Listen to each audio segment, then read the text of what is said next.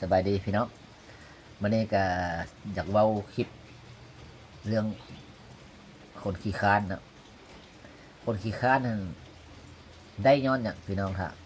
ถามเนาะขึ้นบ้างเนาะได้ย้อนอย่างบ่ได้นำไปรับจ้างบ่ได้ไปเฮ็ดให้เฮ็ดหน้าเด้บ่ได้นำเนาะค้านนี่จ้ะเป็นหยังเราจึงมีเป็นหยังคนรวยจึงมาเอาเราไปดิ้นไปกินเอาเงินเอาคำให้เราย้อนอย่างพี่น้องย้อนโทรศัพท์พี่น้องนะย้อนอันนี้แหละดิ้นให้มันเป็นดิ้นให้มันเป็นย้อนโทรศัพท์นอนอยู่ก็มีเงินเข้ามามีคนมาช่วยผู้บ่นอนเด้ผู้ขยันขันเพียรมีบ่เข้าไปท่ายคน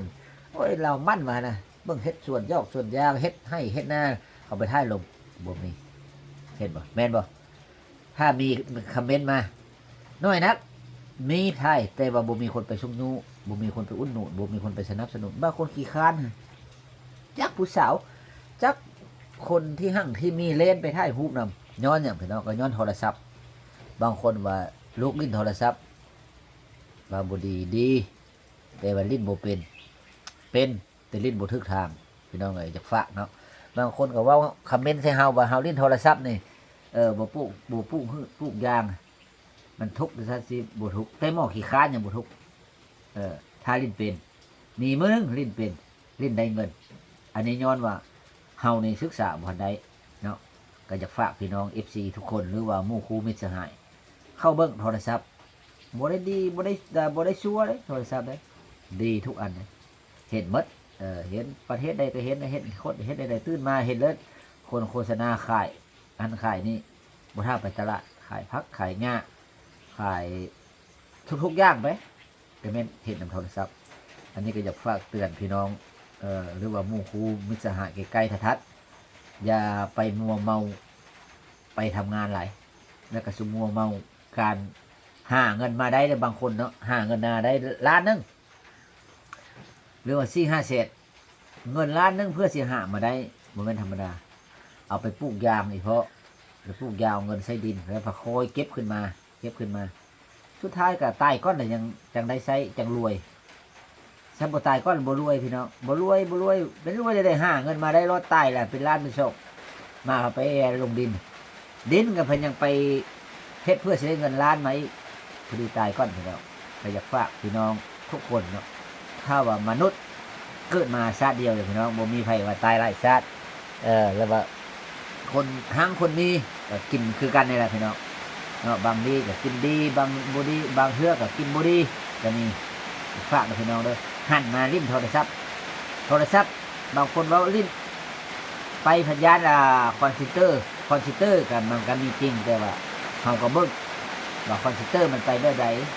เฮ็ดแบบใดเฮาเฮ็ดกับบริษัทแบบใดเฮ็ดกับออนไลน์แบบใดในเรื่องผ่านแอปสโตร์ไลน์สโตร์แล้วก็สิบ่มีคอนเซนเตอร์ถ้าว่าเฮาบ่เจอไปหามันเนาะแต่ว่าผ่านถูกต้องตามที่ว่าเห็นอย่างไรเฮ็ดอันนั้นก็อันตรายพี่น้อง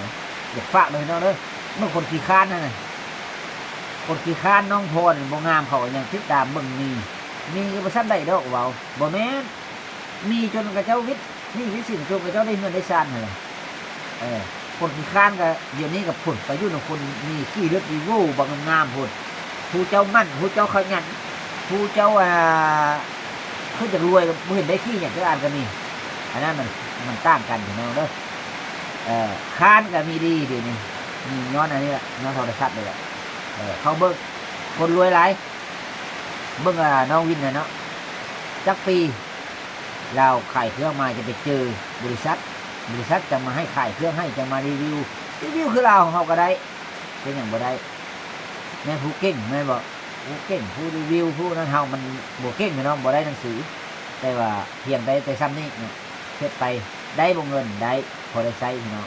เนาะแต่บ่หังบ่มีแต่ว่าบ่ได้ไปกลางค่ำกลางคืนนอนเล่นโทรศัพท์ก็จะมีเงินอยู่พี่น้องเนาะฝากเลยพี่น้องเด้อก็เฮ็ดอย่างในบ่ดีบ่ก็ดีเฮ็ดหยังก็ดีหมดแต่ว่าอย่าเฮ็ดทุกข์ตัวเองหลายบางคนก็บ่ได้ไปไสกลางค่ำกลางคืนย่างเลาะไปเลาะมาอยู่หั่นจ้างลูกน้องก็แต่น้อยลูกน้องก็บ่มีเฮ็ดบ่มีย้อนหยังมันเจริญไปแล้วก็ลิ้นโทรศัพท์ได้เงินแล้วเขาก็บ่เฮ็ดแต่แล้วให้ไปเฮ็ดซื้อหุ้นมาเฮ็ด พี่น้องมันก็ยากแต่องค์ขี้ค้านเราบ่ได้เห็นอย่างเรายังมีเรายังขึ้นไปฮอดเวียงฮอดนาฝากเด้อพี่น้องเด้อถ้าว่าผิดคอมเมนต์มาได้แล้วเล่นโทรศัพท์ดีแต่เล่นให้มันเป็นอย่าไปเล่นเกมสล็อตเล่นอันนั้นบ่ได้อันนั้นเกมเกมอะไรมันมีเอกสารถูกต้องตามระเบียบกฎหมายเสียภาษีให้พรรคให้รัฐนี่ได้คือเกมหมอวินนี่นี่ได้มันทัชินอกเกมหมอวินนั่นติแม่นบ่มันต่างกันเด้อพี่น้องฝากเด้อพี่น้องเด้อเล่นโทรศัพท์อย่าไปหาเฮ็ดอะไรอื่นได้ปูได้ปลามากกับโพสขายทางโทรศัพท์ได้อย่างมากกับโพสขายโทรศัพท์มันไวเอาเครื่องมาโพสขายโทรศัพท์หลายคนเห็นเนาะย่างไปขายนี่ย่างน้อยก็ดำร้อยเลยเห็นคนนี่เอาโพสไปโทรศัพท์เป็น1,000 2,000 5,000 คนเห็นต่างกันเลยพี่น้องฝากเลยพี่น้องเด้อให้คิดโมเมนต์ให้เฮ็ดถ้าบ่มักกับบ่เฮ็ดถ้ามักเฮ็ดอะไรก็ไปเฮ็ดอันนั้นฝากพี่น้องสบายดีทุกคนพี่น้อง